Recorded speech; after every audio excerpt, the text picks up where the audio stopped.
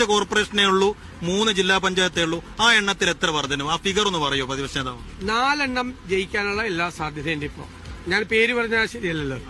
2 സ്ഥലത്ത് outstanding performance വരും. അത് ജയത്തിലേക്ക് വേണേ പോവാം. ജില്ലാ പഞ്ചായത്തോ?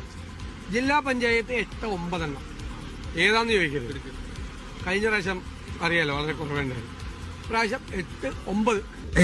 ഇപ്പോ നമ്മുടെ വോട്ട് പാത എന്ന പേരിൽ ഒരു പരിപാടി ഉണ്ടായിരുന്നു. ആ പരിപാടിയുടെ ഭാഗമായി അങ്ങേ കണ്ട് സംസാരിക്കുമ്പോൾ 4 കോർപ്പറേഷൻ പിടിക്കുന്ന കാര്യം ജില്ലാ പഞ്ചായത്തുകളുടെ കണക്കൊക്കെ പറഞ്ഞു. അതേതാണ്ട് അതുപോലെ ശരിയായിരിക്കുകയാണ്. അപ്പൊ ഈ കണക്ക് കൂട്ടലിന്റെ ഒരു പെർഫെക്ഷൻ എന്ന സംഗതി ഒന്ന് വിശദീകരിക്കാം. അതെങ്ങനെയാണെന്ന്. ഇപ്പൊ അതിനെയൊക്കെ മുൻനിർത്തി ആളുകൾ വി.ഡി. സതീശന്റെ ഒരു മാസ്റ്റർ ക്രാഫ്റ്റ് എന്ന് പറയുന്ന സംഗതി കണ്ടു, യഥാർത്ഥ ക്യാപ്റ്റൻസി കണ്ടു എന്നൊക്കെ ഇപ്പോ വലിയ തോതിൽ ആളുകൾ ഫേസ്ബുക്കിലും മറ്റൊക്കെ എഴുതുന്നുണ്ട്.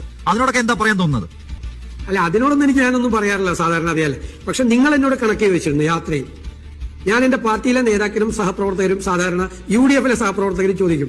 സാധാരണ ഞാൻ പറയാറുള്ള കണക്ക് ശരിയാകാറുണ്ട് എന്ന് പറയും. എല്ലാ തെരഞ്ഞെടുപ്പുകളിലും ഉപതെരഞ്ഞെടുപ്പുകളിലും പറഞ്ഞ കണക്കുകൾ ശരിയാണ്. നിങ്ങളോട് ഞാൻ പറഞ്ഞ കണക്ക് 3 എണ്ണം ഉറപ്പായി കോർപ്പറേഷൻ ജയിക്കും. 4ാമത്തത് കൂടി ജയിക്കാൻ സാധ്യതയുണ്ട്. 4 എണ്ണം ഇപ്പൊ ജയിച്ചല്ലോ. അതുപോലെ 60% മുനിസിപ്പാലിറ്റികൾ ജയിക്കുന്നു. 60% മുനിസിപ്പാലിറ്റികൾ ജയിച്ചിട്ടുണ്ട്. പഞ്ചായത്തിന്റെ ഞാൻ പറഞ്ഞത് 55% മുകളിലാണ് പറഞ്ഞത്. 55% അടുക്കുകയാണ് ഇപ്പോ ഫൈനൽ പോയിന്റിൽ. 500 കഴിഞ്ഞ 55.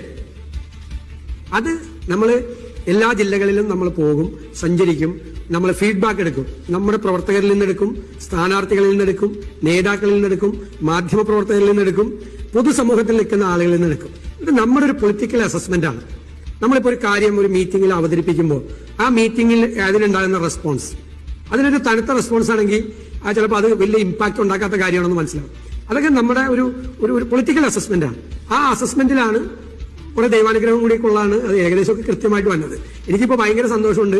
കാരണം നിങ്ങളുടെ ആ വോട്ട് പരിപാടിയുമായി ബന്ധപ്പെട്ട് പറഞ്ഞ കണക്ക് ആ കണക്കിലേക്ക് തന്നെയാണ് ഇപ്പൊ ഇന്ന് വരുന്നത്. കറക്റ്റാണ്. കഴിഞ്ഞ തവണ നമുക്ക് ഒറ്റ കോർപ്പറേഷനേ ഉള്ളൂ,